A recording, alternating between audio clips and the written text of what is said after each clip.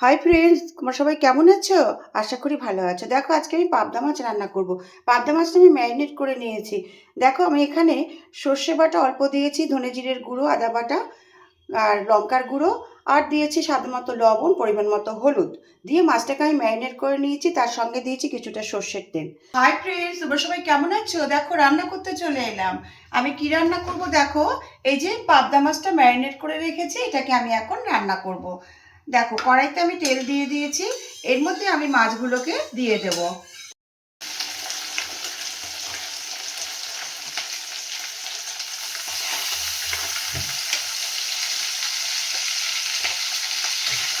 দেখো বন্ধুরা, মাছগুলোকে আমি তেলের মধ্যে দিয়ে দিলাম। এবারে আমি ভালো করে মাছগুলোকে তেলের সাথে একটু ভেজে নেব। দেখো বন্ধুরা, এখন আমাদের সব দিকে প্রবলেম হচ্ছে, তাই না? এখন যুদ্ধকালীন পরিস্থিতি, এখন আমাদের গ্যাসের খুবই প্রবলেম হচ্ছে। সেই জন্য এইরকমভাবে রান্না করলে মনে হয় কিছুটা গ্যাস সাশ্রয় হলেও হতে পারে। সেই জন্য সবটা মাখিয়ে নিয়ে করছি।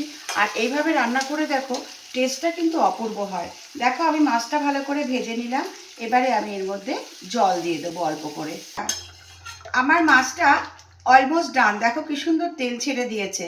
এবারে আমি আর একটু স্বাদ বাড়াবার জন্য ওপর থেকে আমি একটু ধনেপাতা কুচি দিয়ে দিলাম।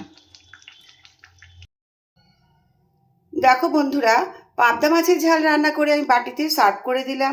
ভিডিওটা যদি তোমাদের ভালো লাগে একটা লাইক কমেন্ট করে যেও। আর এরপরে অন্য কোনো ভিডিও নিয়ে অবশ্যই চলে আসবো তোমাদের সামনে। টাটা।